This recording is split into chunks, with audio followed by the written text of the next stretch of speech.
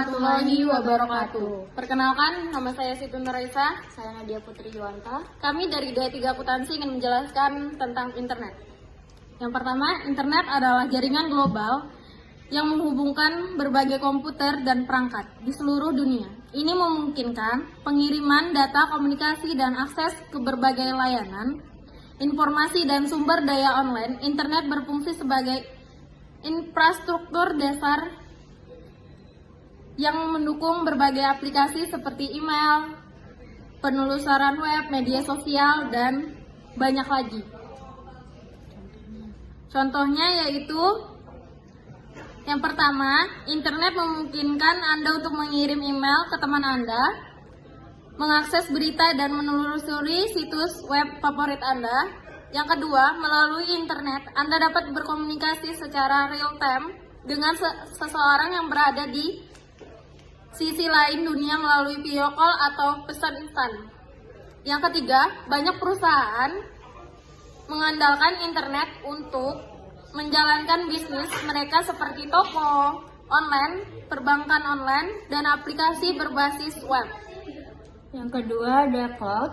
Cloud adalah model komputasi yang memungkinkan akses ke sumber daya komputasi seperti server, penyimpanan, basis data, dan perangkat lunak melalui internet.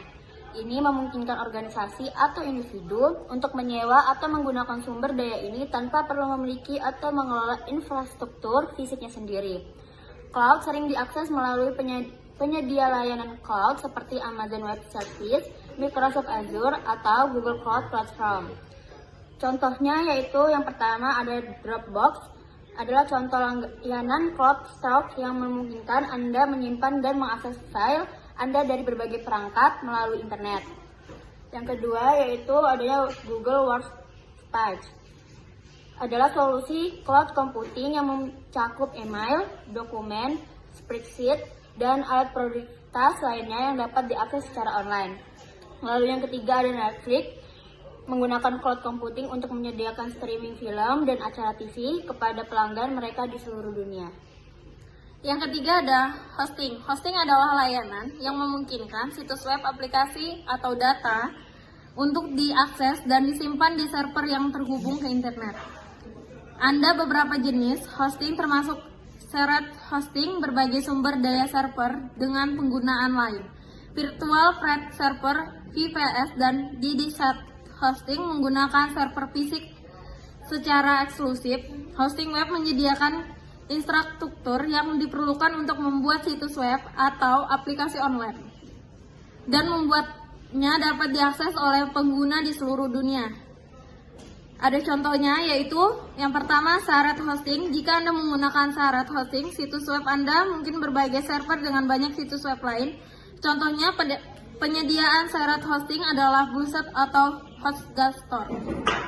Yang kedua yaitu VPS hosting. Dengan VPS hosting Anda memiliki lingkungan server virtual yang lebih terisolasi. Contohnya penyediaan VPS hosting adalah di Digital Ocean atau Linode.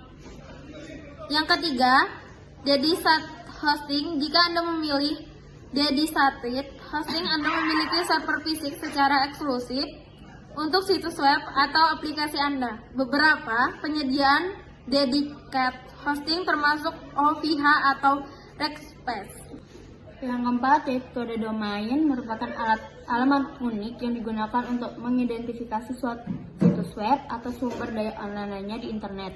Domain biasanya terdiri dari nama unik seperti example dan ekstensi domain seperti .com, .net, .org. Domain digunakan untuk mengarahkan pengguna ke server tempat situs web atau aplikasi di hosting. Mereka juga memungkinkan pengguna untuk mengingat alamat situs web dengan lebih mudah daripada menggunakan alamat IP numerik yang sulit diingat. Contoh domain yaitu seperti www.google.com, di mana Google adalah nama unik dan .com adalah ekstensi domain.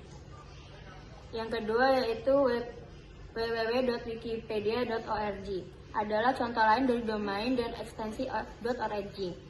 Lalu yang ketiga ada www.amazon.co.uk. Adalah contoh domain yang mengandung ekstensi negara co.uk untuk Inggris untuk menunjukkan lokasi khusus. Sekian. Dengan contoh ini, diharapkan Anda dapat lebih memahami bagaimana konsep-konsep ini diterapkan dalam praktiknya di lingkungan internet dan teknologi informasi sehari-hari. Sekian dari kami, kurang lebihnya kami mohon maaf. Wassalamualaikum warahmatullahi wabarakatuh.